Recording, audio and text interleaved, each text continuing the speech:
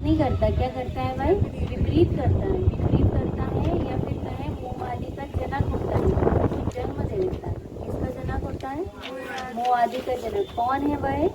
मोहिनी कर्म। कौन सा कर्म है भाई?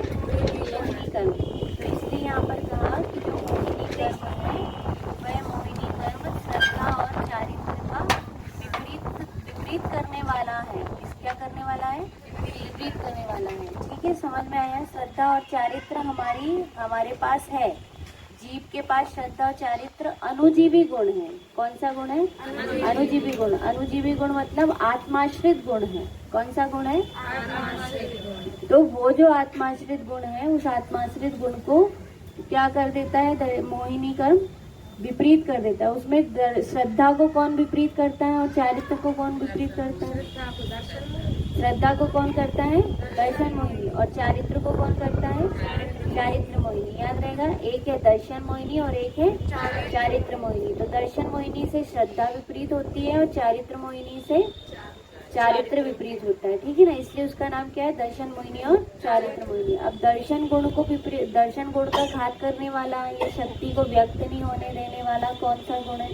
कौन सी कर्म प्रकृति है? दर्शनावरण। क्या है? दर्शनावरण। यदि आपसे ये पूछा जाए कि घाती और अघाती कर्म जो है वह क्या है, तो क्या बोलोगे? क्या है घाती और अघाती कर्म? क्या है? प्रकृति है। क्या है ये? प्रकृति है। क्या है ये? प्रकृति की। घाती कर्म और अघाती कर्म प्रकृति है। जो प्रकृति क्या करती है? कर्म प्रकृति है। जो कर्म प्रकृति अनुजीवी गुणों का घात करती है और विपरीत करती है। आया समझ में? अनुजीवी गुणों का क्या क्या करती है? घात करती है और विपरीत करती है। इतनी बात आ गई थी। अब जो अनुजीवी गुण है, क्या कहा? अनुजीवी गुण है, घाती कर्म है। घाती कर्म अनुजीवी गुणों का घात करता है, इसलिए उसका नाम क्या है? घाती कर्म है। ठीक, अब इसमें ये बताइए कि घात का अर्थ क्या करता है? अपन पढ़ते जा रहे हैं इसको। हाँ, घात का अर्थ क्या नहीं है? नष्ट करना नहीं है। घात का अर्थ क्या है? प्रकट नहीं होने देना। यहाँ से बोलेंगे तो क्या नहीं कहेंगे? क्या कहेंगे? प्रकट नहीं होने देना, है ना? प्रकट नहीं होने देना या फिर आवरण कर देना मात्र है। क्या है? आवरण। लेकिन आवरण को भी ऐसा आवरण नहीं समझना। आवरण मतलब शक्ति की व्यक्तता नहीं होने देना। क्या नहीं होने देना?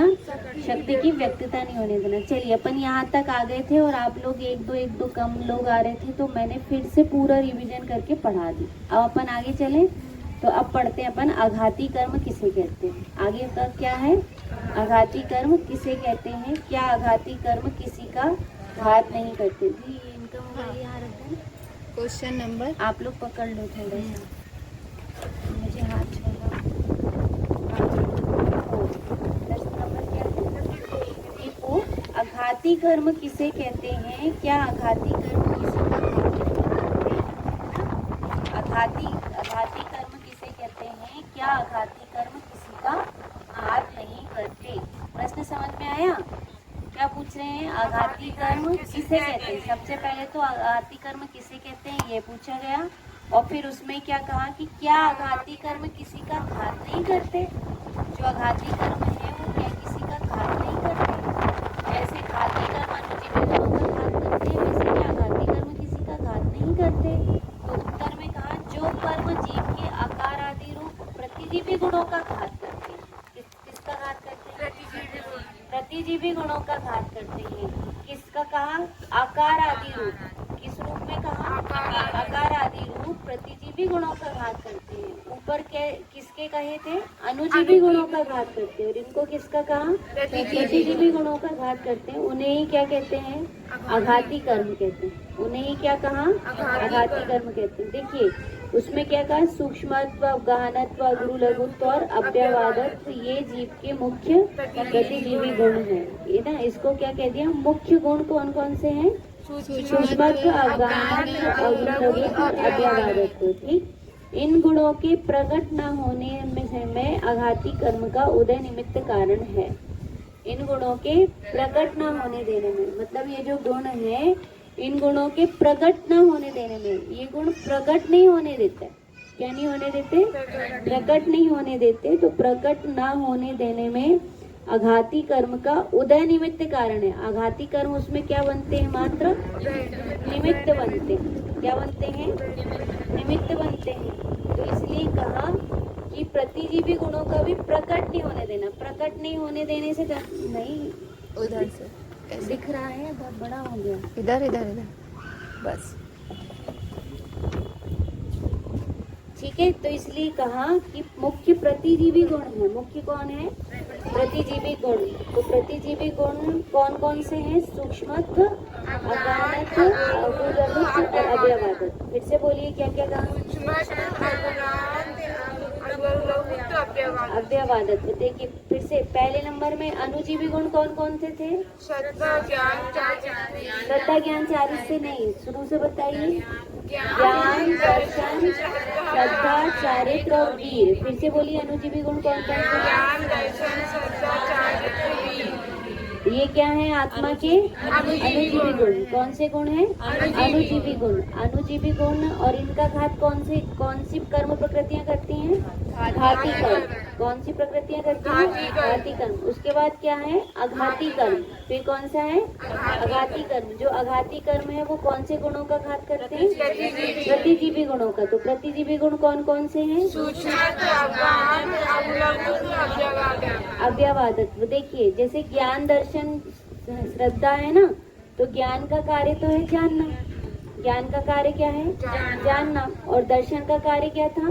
सामान्य अवलोकन। क्या बोलेंगे उसको? सामान्य अवलोकन। सामान्य अवलोकन का अपन ने अर्थ देखे थे कि जब भी अपन पेड़ है, पेड़ को देखते हैं और उसमें फूल पत्ती नहीं देखें। किसको नहीं देखें? फूल पत्ती नहीं देखें। और मात्र क्या देखें?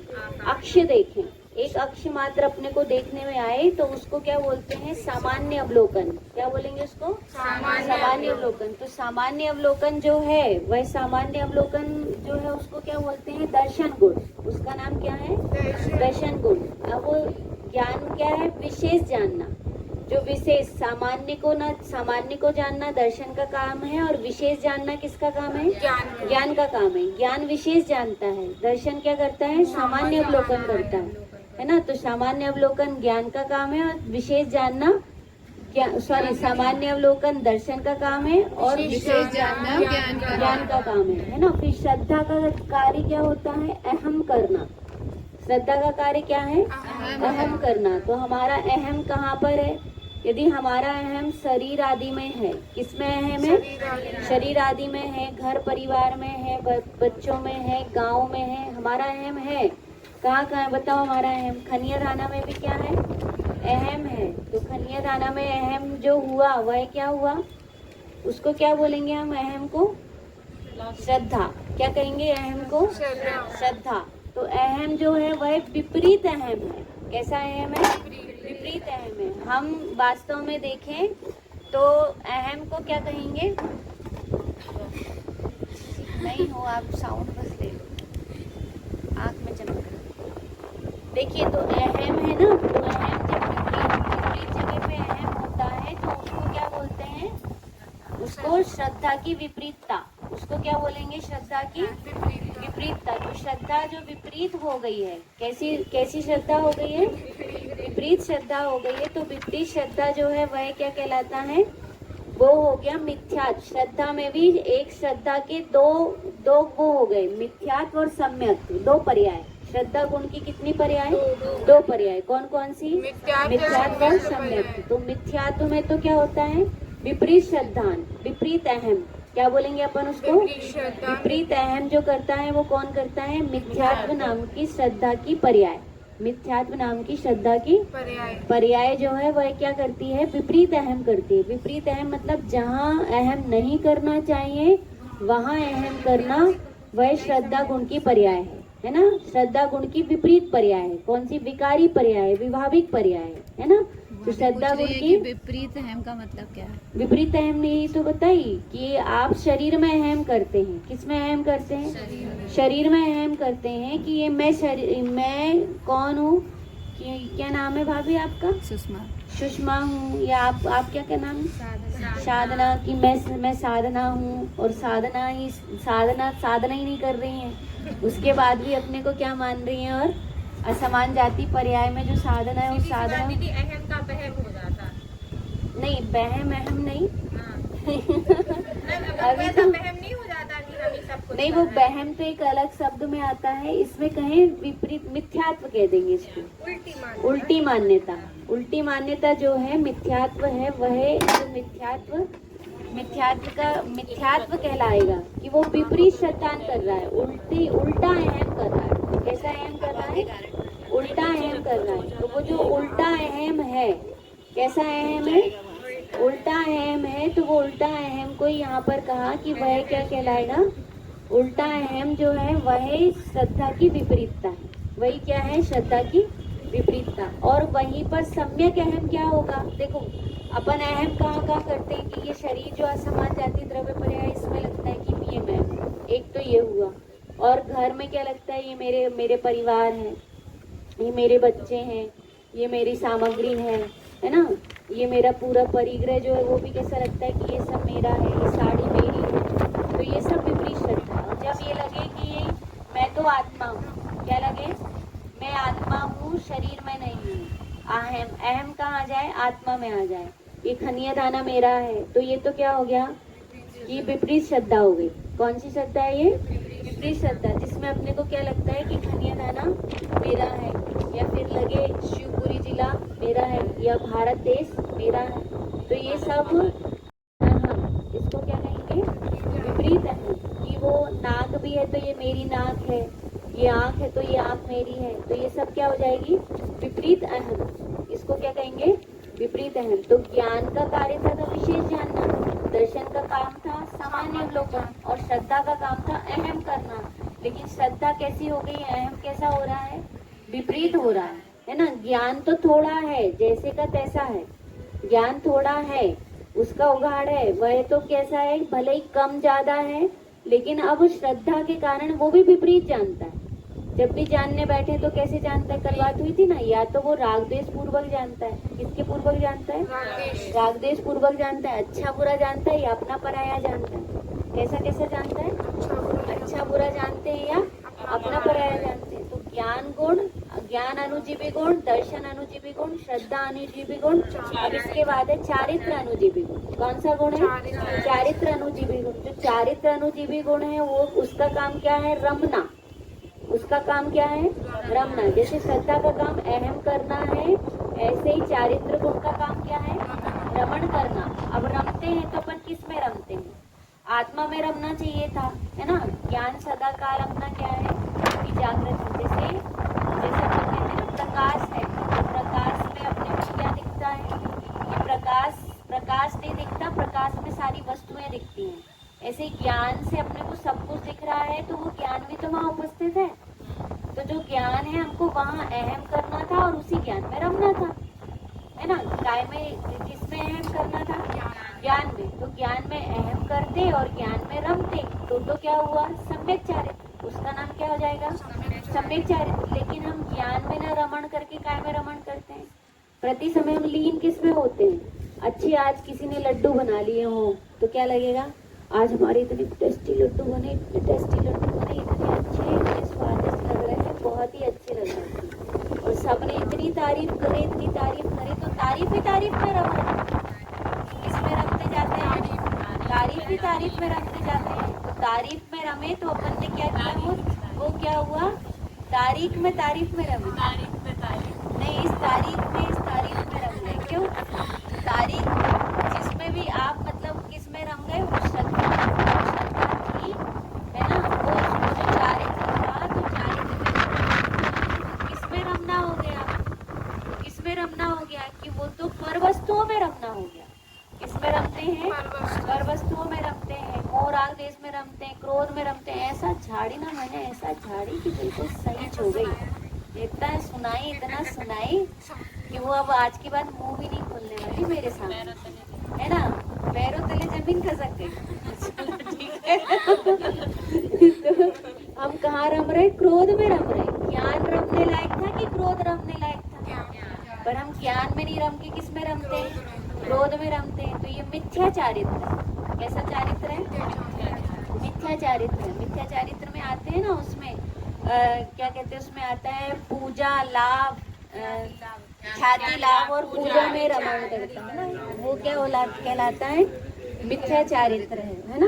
वो ख्याति में रमते हैं कि हमारी कोई क्या कर रहा है, कि हमारी प्रशंसा जिसमें होती है हम वो काम करना चाहते हैं। ख्याति, आत्म ख्याति में आनंद नहीं आता, ख्याति में आनंद आता है ना। किसमें आनंद नहीं आता?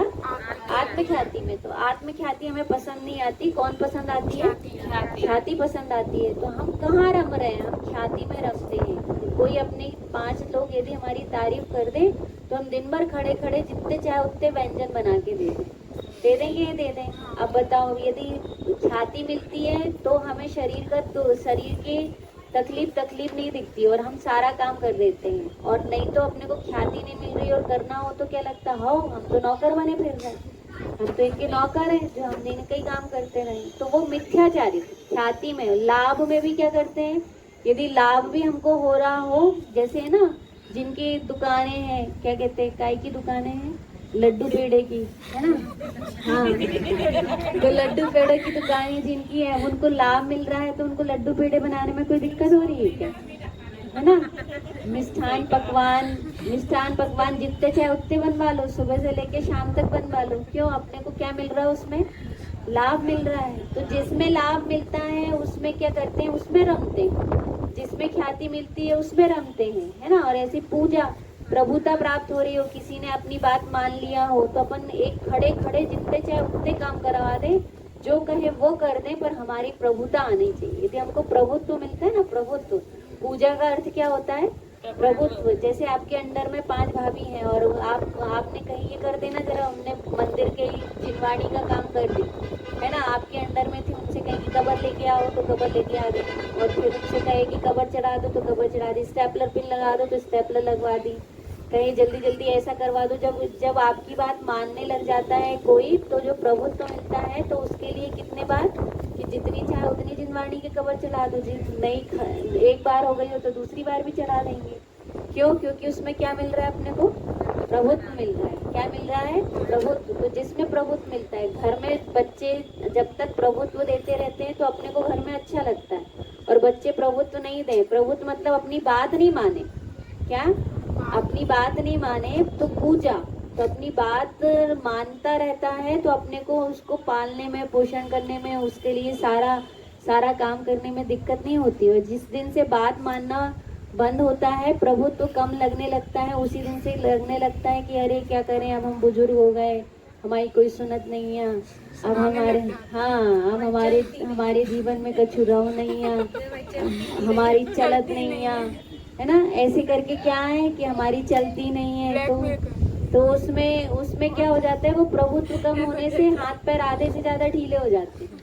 प्रभुत्व चलता हो तो बहुत अपने आप क्या होता है कि अपने आप हाथ पैर भी चलते रहते हो। प्रभुत्व कम हो जाए तो हाथ पैर भी क्या हो जाते हैं? ढीले हो जाते। तो कहाँ रम रहे, है ना। तो ख्याति में, पूजा में और लाभ में, ख्याति लाभ पूजा में रमना क्या कहलाता है? मिथ्या चारित्र। और वहीं पर आत्मा में रमना क्या कहलाता है? सम्यक चारित्र। अच्छा है, नहीं सुन रहे तो कम से कम आप आत्मा में रहो, ज्ञान में रहो। तो ज्ञान में तो रमते नहीं, किस में रमना पसंद आता है? ख्याति लाभ पूजा में रमना पसंद आता है। तो ये हुआ चारित्र गुण की विपरीतता। किसकी विपरीतता? कार्य याद रहेगा। हाँ, ज्ञान गुण का कार्य क्या है? विशेष जानना। क्या बोलेंगे? विशेष जानना। दर्शन गुण का कार्य क्या है? सामान्य अवलोकन। उसके बाद श्रद्धा गुण का कार्य क्या है? अहम करना। अहम कितने प्रकार से? 2 प्रकार से। कौन कौन सा? सम्यक अहम करना और मिथ्या अहम करना। सम्यक अहम करना और मिथ्या अहम करना। चारित्र गुण का रमना। चारित्र गुण का कार्य क्या है? रमना। कहाँ रमना? अपने में रमना। तो सम्यक चारित्र, अपने में रमना सम्यक चारित्र। मिथ्या चारित्र क्या है?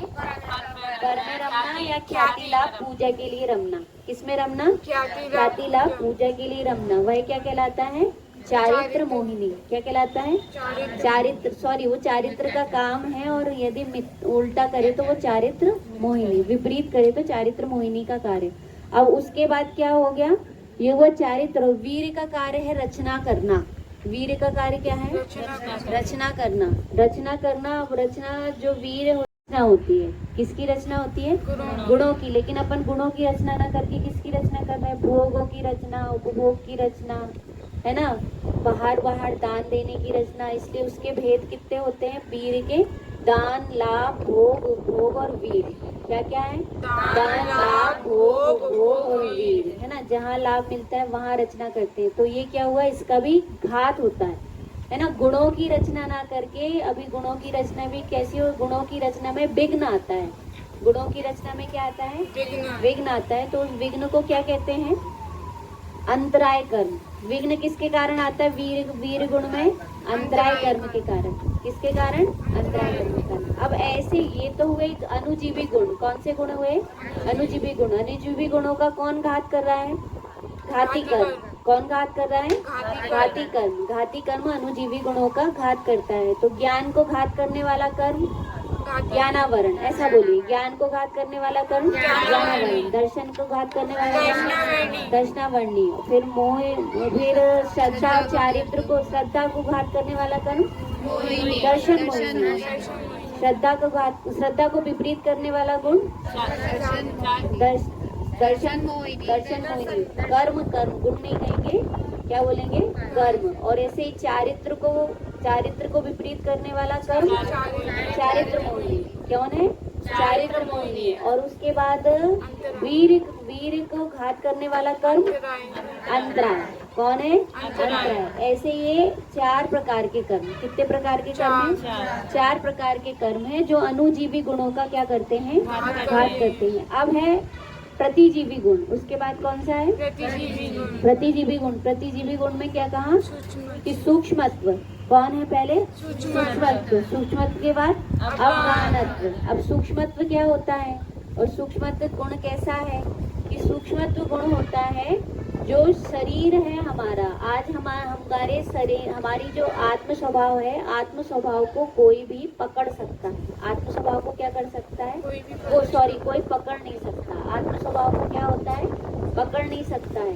क्योंकि आत्म स्वभाव कैसा है? अमूर्तिक है। कैसा है? अमूर्तिक है। लेकिन नाम कर्म के कारण, किसके कारण? नाम कर्म के कारण इस शरीर की रचना हुई और शरीर से क्या हुआ कि ये सूक्ष्म, ये पकड़ में आ रही है आत्मा। कौन पकड़ में आ रही है? आत्मा। किसके कारण आ रही है?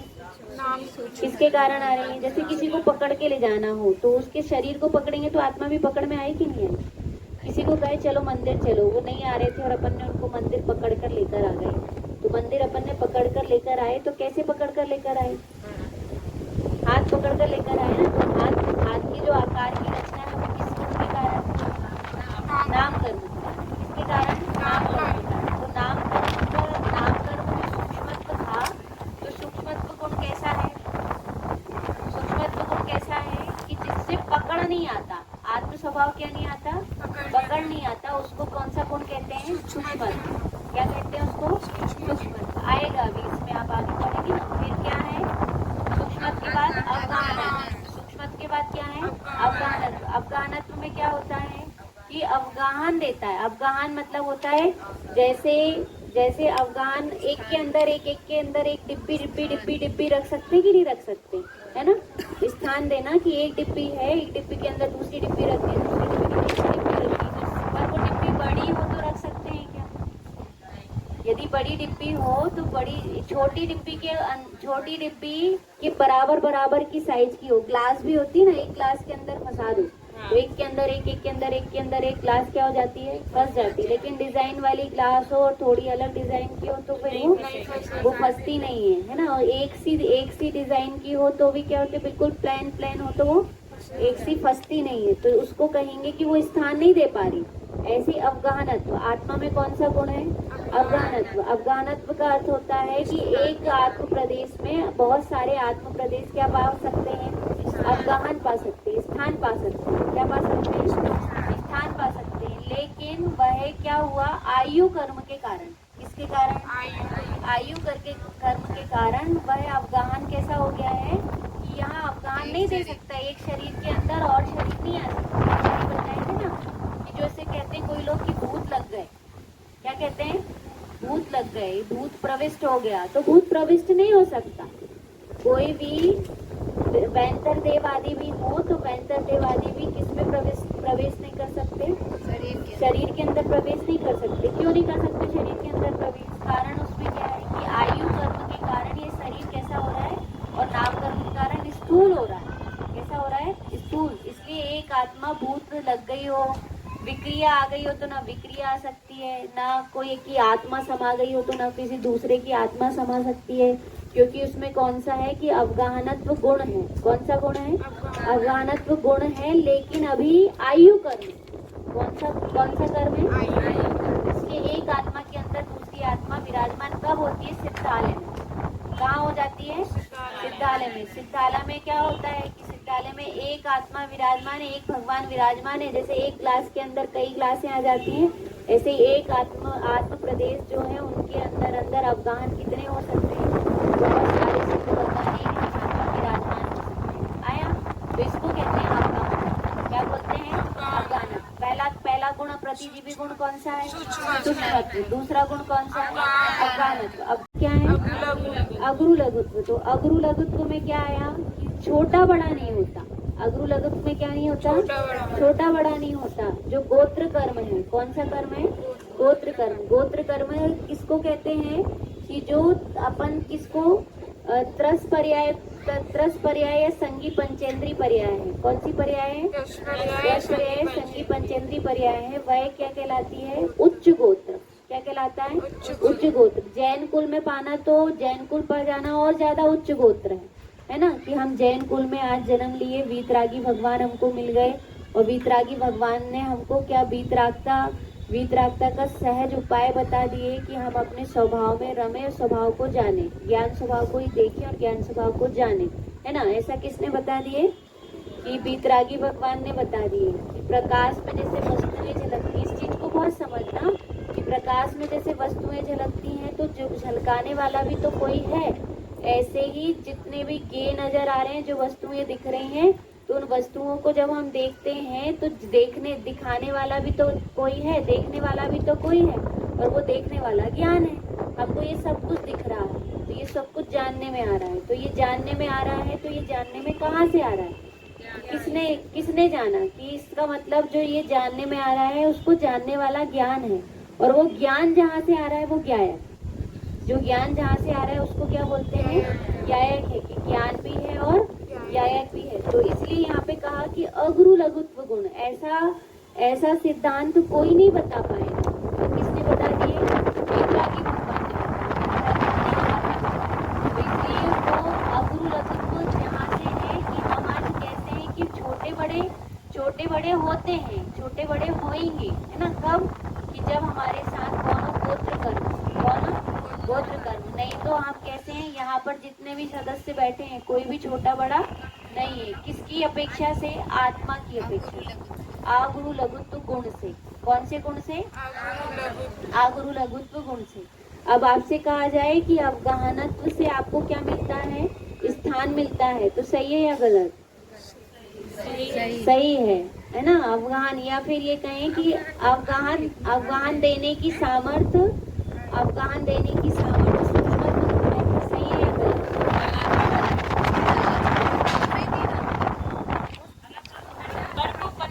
अगुरु लघुत्व कौन सा गुण कह दिए? अगुरु लघुत्व। तो सूक्ष्मत्व, अवगाहनत्व और कार्य क्या है?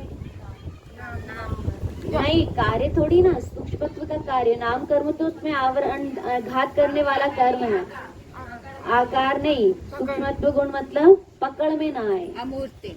क्या कहेंगे? पकड़ में ना आए। सूक्ष्मत्व मतलब पकड़ में ना आए, ठीक है। फिर अवगाहनत्व मतलब स्थान दे। अवगाहनत्व मतलब स्थान दे। फिर अगुरु लघुत्व मतलब छोटा बड़ा ना हो, है ना। अगुरु लघुत्व में क्या आएगा? छोटा बड़ा ना हो। और अव्यवादत्व में क्या होगा? अव्यवादत्व में क्या होगा?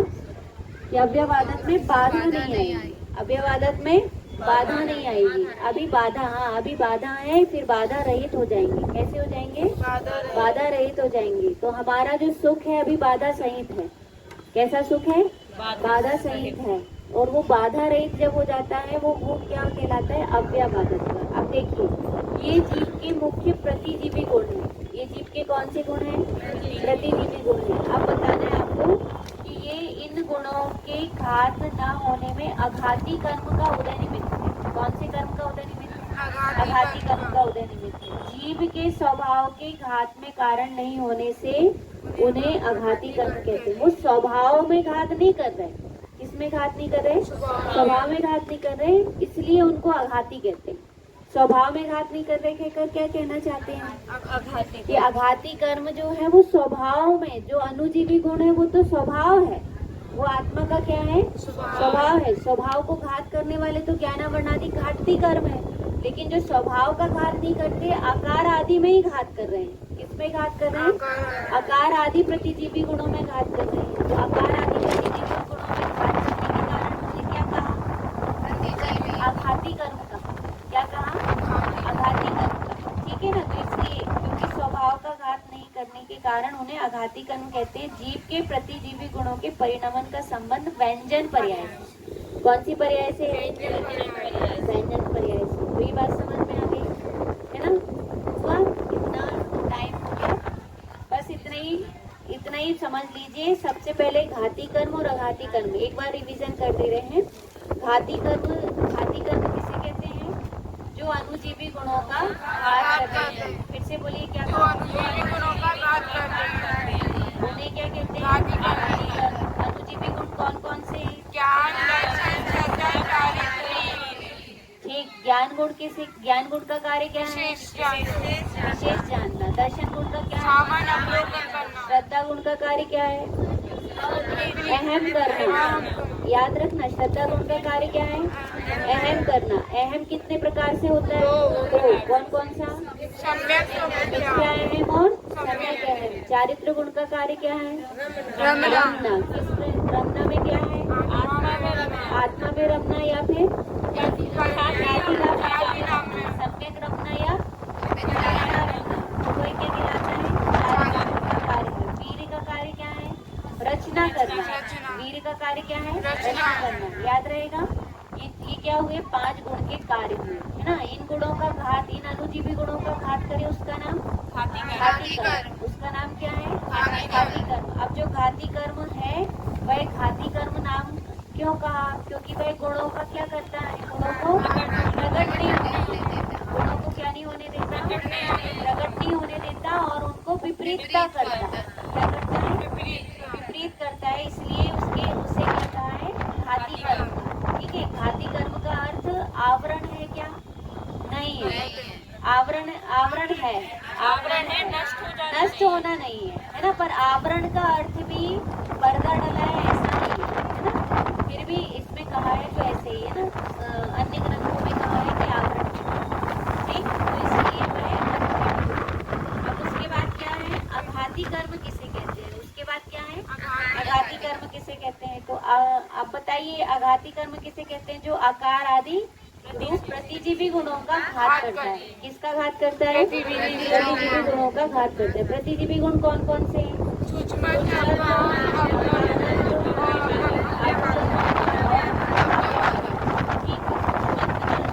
किसे कहा? अवगाहनत्व स्थान इसको कहेंगे। हाँ, स्थान देना। अग्रु लघु छोटा बड़ा नाव है ना, उसको कहते हैं अग्रु लघु। द्रव्यवादक मतलब बाधा नहीं आए है ना। बाधा नहीं सुख देते हैं उसे क्या कहते हैं? ये जीव के मुख्य प्रतिजीवी गुण है। ये जीव के मुख्य रूप से कौन है? प्रतिजीवी गुण। इन गुणों के प्रकट न होने देने में कौन है? अघाती कर्म। कौन है? अघाती कर्म है। जीव के स्वभाव के घात में कारण नहीं होने से इसे क्या बोलते हैं? अघाती कर्म। फिर से बोलिए क्या कहा? जीव के स्वभाव के घात में कारण नहीं होने से उन्हें अघाती कर्म कहते हैं। अघाती कर्म क्यों कहते हैं? जीव के स्वभाव के घात में कारण नहीं होने से उन्हें अघाती कर्म कहते हैं। घाती कर्म जो है अनुजीवी गुण का परिणमन क्या कहलाता है? अर्थ पर्याय है ना। अनुजीवी गुणों का परिणमन क्या कहलाता है? अर्थ पर्याय। और बुद्धिजीवी गुणों का परिणमन क्या कहलाता है? व्यंजन पर्याय। कौन सी पर्याय? व्यंजन पर्याय। ठीक है, ये अपने 2 क्वेश्चन हुए, आप इनको याद करके बिल्कुल पक्के रख लीजिए।